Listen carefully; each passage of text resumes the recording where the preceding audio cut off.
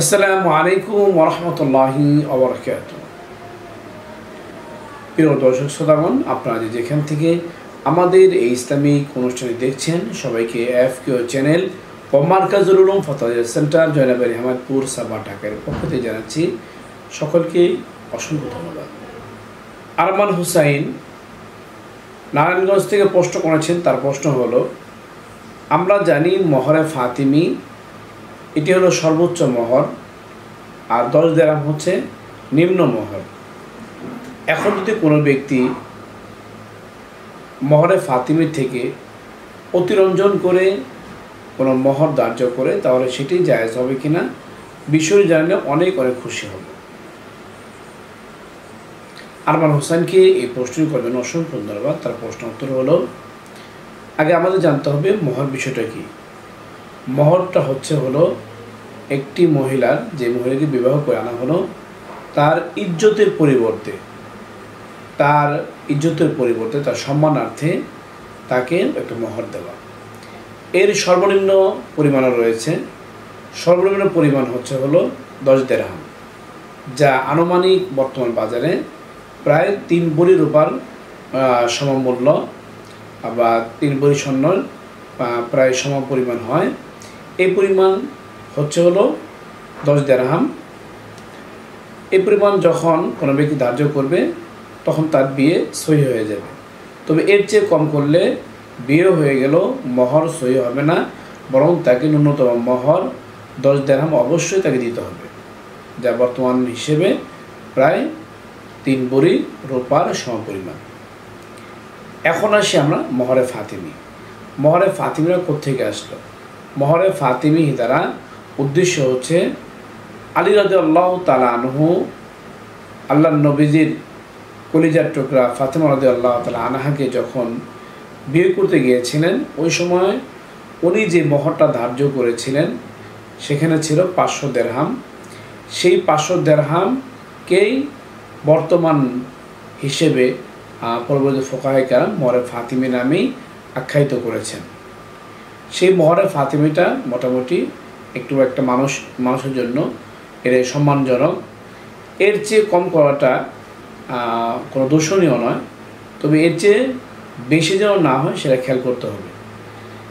কেননা মহরে ফাতিমি যেটা যতটুকু দেওয়া হয়, এটি একটা মহিলার ইজ্জতের সমপরিমাণ হয়ে যায়।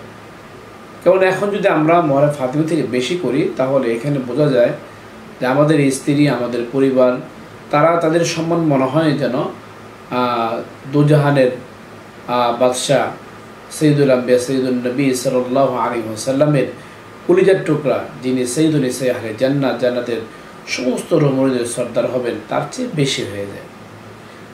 তবে এখানে খেয়াল করতে হবে, স্বামী যদি নিম্ন আয়ের লোক হয়, তার জন্য যদি মহর পরিশোধ করতে কষ্ট হয়, তাহলে সেক্ষেত্রে মহরে ফাতিমি নয়, তার চেয়ে কম পাওয়াটাই উত্তম। তবে মহরে ফাতিমি কটা ভালো। এখন আসি মহরে ফাতিমির থেকে বেশি করলে কোনো গুনাহ হবে কিনা। মহরে ফাতিমি থেকে বেশি করা যাবে, তবে মহরে ফাতিমিকে অতিক্রম করাটা ফুকাহায়ে কেরাম অপছন্দ বলে আখ্যায়িত করেছেন। এটা উলামায়ে কেরামের নিকট এটা অপছন্দনীয় বিষয়। তবে যদি কেউ করে, এই পরিমাণ করতে পারবে যে পরিমাণ করলে স্বামীর পক্ষ থেকে মহরে ফাতিমিটাকে আদায় করা যাবে। এমন যেন না হয় এত বেশি করা হলো 1 কোটি, 2 কোটি, 10 কোটি, 100 কোটি, 50 লাখ, একটা বিশাল একটা ভবন দিতে হবে মেয়েকে, এইভাবে যদি কোনো মহর ধার্য করে যেটা স্বামীর পক্ষে দেওয়া সম্ভব নয়, তাহলে এমনটা না ধরাটাই উচিত, যাতে করে তার জন্য কষ্ট না হয়ে যায়। কারণ মহর এমন একটা বিষয় যেটা স্ত্রীকে অবশ্যই স্বামী যে কোনো সময় সেটা আদায় করে দিতে হবে। এই জন্য স্বামীর সাধ্যের ভেতরে সেটা রাখতে হবে। সাধ্যের বাইরে নিয়ে মানুষকে দেখানোর জন্য কোনো কাজ করানো যাবে না। এই মাসটার রেফারেন্স হাওড়া উর্দুতে আপনারা পাবেন জামে তিরমিজির 1113 নম্বর হাদিসে, আব্দুল মুখতারের 3 নম্বর খণ্ডের 102 নম্বর পৃষ্ঠায়, মাজমাউল আনহুরের 1 নম্বর খণ্ডের 508 নম্বর পৃষ্ঠায়, ফাতোয়া আলমগীর 1 নম্বর খণ্ডের 373 নম্বর পৃষ্ঠায়, ফাতোয়া মাহমুদিয়া 17 নম্বর খণ্ডের 267 নম্বর পৃষ্ঠায়।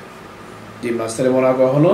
আল্লাহ পাক রব্বুল আলামিন আমাদের সবাইকে এই মাসের আমল করার তৌফিক দান করুক। এরকম গুরুত্বপূর্ণ ইসলামিক প্রশ্ন উত্তর জানতে চাইলে এখন যারা আমাদের ইউটিউব চ্যানেলটি সাবস্ক্রাইব করেননি সাবস্ক্রাইব করে নেবেন।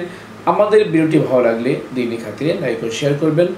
তাছাড়া আপনাদের কোনো প্রশ্ন থাকলে ইউটিউব কমেন্ট বক্সে আপনারা প্রশ্ন করতে পারেন। এর পাশাপাশি আমাদের একটি FQA নামে ফেসবুক পেজও রয়েছে, সেখানে গিয়ে ফলো লাইক দিয়ে আমাদের পাশে রাখতে পারেন। চাইলে সেখানে কমেন্টে আপনারা প্রশ্ন করতে পারেন। আপনাদের প্রশ্ন উত্তর যথাসময়ে দেওয়ার চেষ্টা করব। ওমা তৌফিকি ইল্লা বিল্লাহ।